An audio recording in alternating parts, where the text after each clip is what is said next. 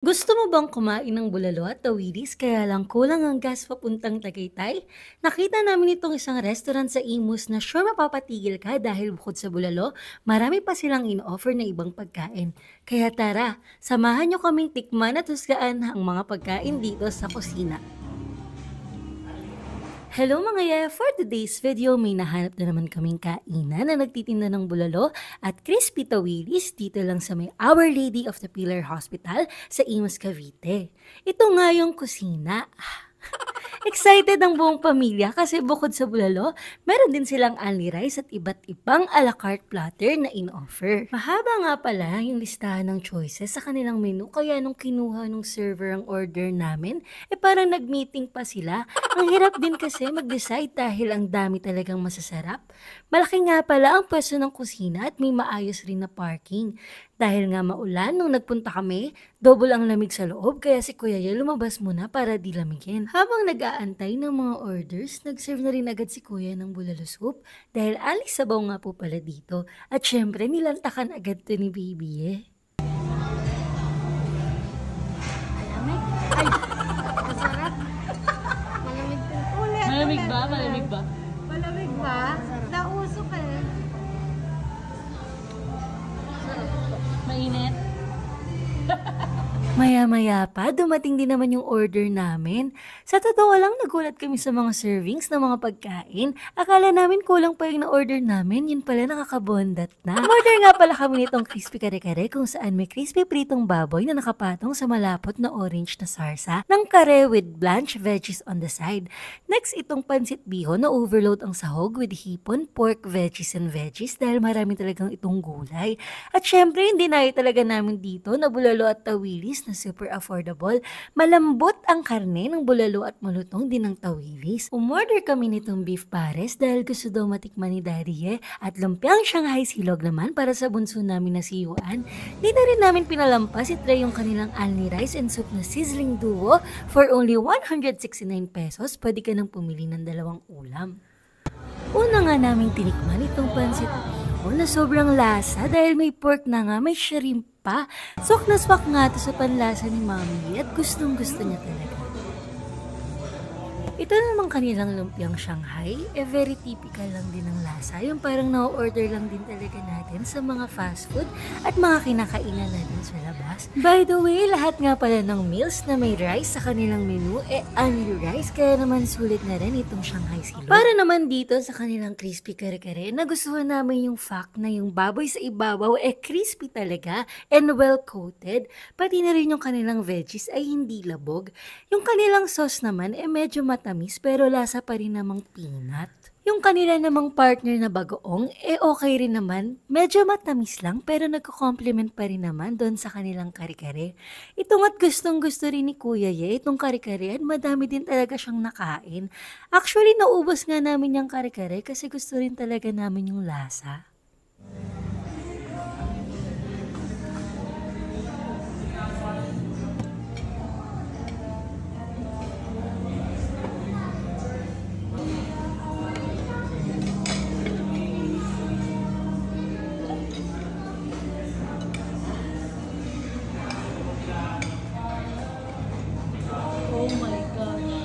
Para nga sa mga mahihilig sa pares, meron din sila dito tinitinda na beef pares na masarap din naman talaga yung lasa at sobrang lambot din ng laman.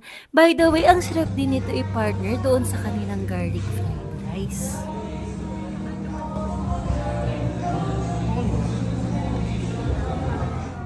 Siyempre, para naman dito sa main event, itong bulalo, sobrang nagustuhan namin yung laman ng bulalo kasi napakalambot din talaga. And yung sabaw nila, in fairness, hindi siya masyadong maalat, kaya okay na okay din. Ang laki din ng bone marrow na sinaserve nila doon sa kanilang bulalo. Marami din talaga yung servings ng bulalo, kaya naman kahit na willing-willing kumain dyan si Kuya Ye at talagang napasarap ang kain niya, talagang nakatikim naman kami buong pamilya at sobra pa nga may naiuwi pa. Natuwa din talaga kami doon sa tawilis dahil bukod sa crispy talaga ito, masarap din talaga yung sausawan ng tawilis at lahat kami nakakain.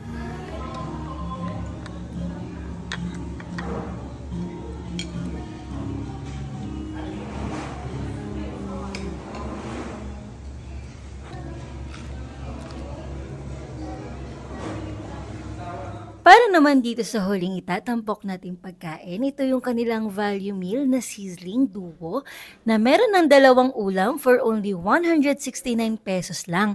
Only rice yan mga ye at only gravy, only soup din kaya pwede kayo mag-review pag gusto nyo. Ito nga para sa akin is very sulit dahil napakadami pong servings ng kanilang ulam. Kung kayo nga po ay mahilig kumain ng maraming kanin, hindi po kayo mabibitin sa ulam. Yung in-order ko nga po pala dito ay yung kanilang T-bone steak at calamares pero marami po kayong pwedeng pagpilian ng ulam.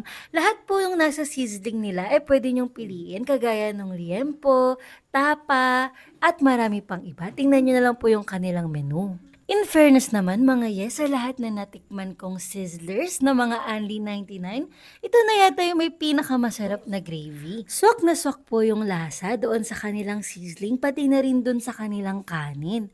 And by the way, para sa mga mahilig sa putok-batok, pwede kayo mag-extra bone marrow for only 60 pesos lang. Isang malaking buto na po talaga yung malalasak nyo.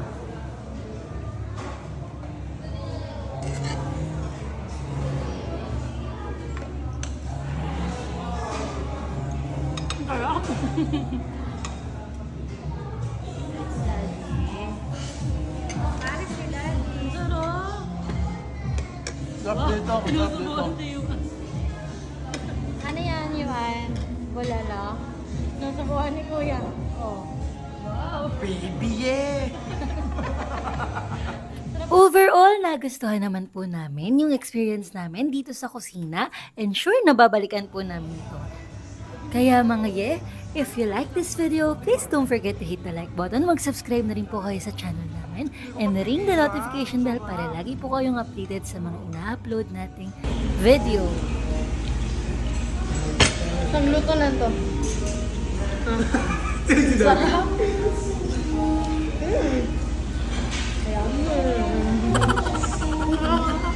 Kaya naman, alam na this. Until next video, ito po ang Legazpi Alarcon family, si Ate Yen na nagsasabing, if you want good vibes, just the fam.